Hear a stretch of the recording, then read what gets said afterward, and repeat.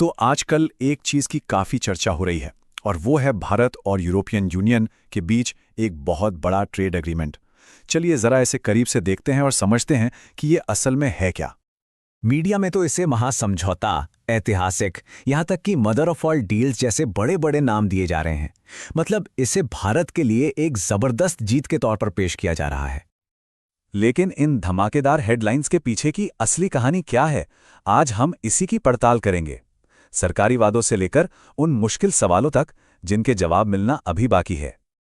इस पूरी डील को ठीक से समझने के लिए हम इसे 6 हिस्सों में देखेंगे। पहले तो ये ऐतिहासिक क्यों है, फिर सरकार के बड़े वादे क्या हैं और हकीकत क्या है, कपड़ा उद्योग पर इसका क्या असर होगा, असल में फायदा किसे मिल रहा है और आखिर में अभी के लिए क्या नतीजा निकलता है। तो चलिए सबसे पहले इसी सवाल से शुरू करते हैं कि आखिर इस सौदे को इतना ऐतिहासिक कहा ही क्यों जा रहा है। अब आते हैं सरकार के वादों पर। सरकार ने इस समझौते को लेकर एक बहुत ही सुनहरी तस्वीर पेश की है, जिसमें देश और यहाँ के लोगों के लिए ढेरों फायदों की बात कही गई है। सबसे बड़ा दावा तो नौकरियों को लेकर है। कहा जा रहा है कि सिर्फ टेक्सटाइल सेक्टर में, मतलब कपड़ा उद्योग में ही 60 से 70 लाख नई नौकरियां पैदा होंगी। ये वाकई एक बहुत बड़ा नंबर है। और बात सिर्फ टेक्सटाइल तक ही सीमित नहीं है। वादों की लिस्ट में भारतीय युवाओं के लिए यूरोपियन जॉब मार्केट तक सीधी पहुंच, स्टूडेंट्स और प्रोफेशनल्स के लिए आसान वीज़ा नियम और भारत के एक्सपोर्ट के लिए 27 यूरोपियन देशों का बाजार खोलना भी शामिल है। लेकिन वादे तो अपनी जगह हैं, जरा हकीकत पर भी नजर डालते हैं। क्या ये सब इतना आसान है? इस सौदे को लागू करने के रास्ते में कई बड़ी बाधाएं भी हैं। देखिए, ये कोई स्विच ऑन ऑफ करने जैसा काम नहीं है। पहले तो इस पे फाइनल साइन होने में ही महीनों से साल भर लग सकता है। उसके बाद यूरोपियन यूनियन के सभी 27 सदस्य देश इसे अपनी अपनी संसद में पास करेंगे।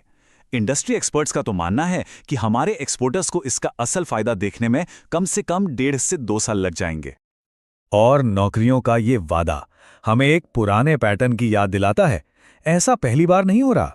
2016 में टेक्सटाइल सेक्टर में ही 1 करोड़ नौकरियों का वादा था। 2018 में रेलवे में 10 लाख। इसी साल लेदर इंडस्ट्री में 1 करोड़ नौकरियों की बात हुई है। ये बड़े बड़े वादे पहले भी हुए हैं, पर उनका क्या हुआ, इसका कोई ठोस हिसाब किताब सामने नहीं आया है। एक और बहुत बड़ा सवाल है आप्रवासन का। जिस तरह से यूरोप में आप्रवासन विरोधी माहौल बढ़ रहा है, क्या उसमें आसान वीजा और नौकरियों का वादा हकीकत में बदल पाएगा? ये एक बहुत बड़ी चुनौती है। चलिए अब कपड़ा उद्योग को ही एक केस स्टडी की तरह देखते हैं। इससे हमें समझ आएगा कि जमीनी हकीकत और ग्लोबल कंपटीशन कितना मुश्किल है। सरकार अक्सर हमारी तुलना बांग्लादेश से करती है, लेकिन ये आंकड़े देखिए। यूरोपियन यूनियन को बांग्लादेश का सालाना कपड़ा एक्सपोर्ट है 39 अरब डॉलर का और हमारा है 37 अरब डॉलर। लेकिन असली खिलाड़ी तो चीन है, जो 301 अरब डॉलर का एक्सपोर्ट करता है। हमारा असल मुकाबला चीन से है, बांग्लादेश से नहीं। और ये बात सिर्फ आंकड़ों में नहीं है। भारत की एक बड़ी टेक्सटाइल फैक्ट्री के मालिक का खुद कहना है कि मुकाबला करना बहुत मुश्किल है। हम चीन से 100 साल पीछे हैं। ये एक बहुत बड़ी बात है जो दिखाती है कि सिर्फ एक ट्रेड डील से ये फासला नहीं मिटने वाला। और इसकी वजहें भी हैं। हमारी अपनी कुछ अंदरूनी चुनौतियां हैं। हमारी मशीनरी अक्सर चीन से ही आती है। महिला मजदूरों की सुरक्षा की कमी के चलते हम बांग्लादेश की तरह रात की शिफ्ट नहीं चला पाते। इन सब वजहों से हमारी उत्पादन लागत बढ़ जाती है और हम कंपटीशन में पिछड़ जाते हैं। तो ये सारी बातें एक बड़े सवाल को जन्म देती हैं। इस डील से असल में फायदा किसे हो रहा है? क्या ये सौदा भारत से ज्यादा यूरोपियन यूनियन के हक में है? आलोचक इस तरफ इशारा कर रहे हैं। देखिए, भारत ने यूरोपियन यूनियन के प्रोडक्ट्स पर इंपोर्ट ड्यूटी में भारी कटौती का प्रस्ताव रखा है।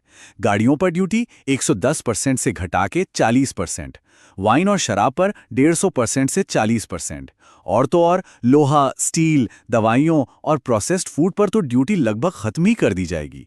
डर ये है कि इससे यूरोप का सस्ता सामान भारतीय बाजार में भर जाएगा और हमारी अपनी इंडस्ट्रीज को नुकसान पहुंचेगा। और यहाँ एक दिलचस्प बात भी है। आज जो विपक्षी दल इस सौदे का विरोध कर रहे हैं और कह रहे हैं कि इससे घरेलू उद्योग को नुकसान होगा, ठीक वही बातें 2013 में आज की सत्ताधारी पार्टी बीजेपी कह रही थी जब वो विपक्ष में थी। तब उन्होंने ऐसे ही एक सौदे को भारत की खाद्य संप्रभुता के लिए खतरा बताया था।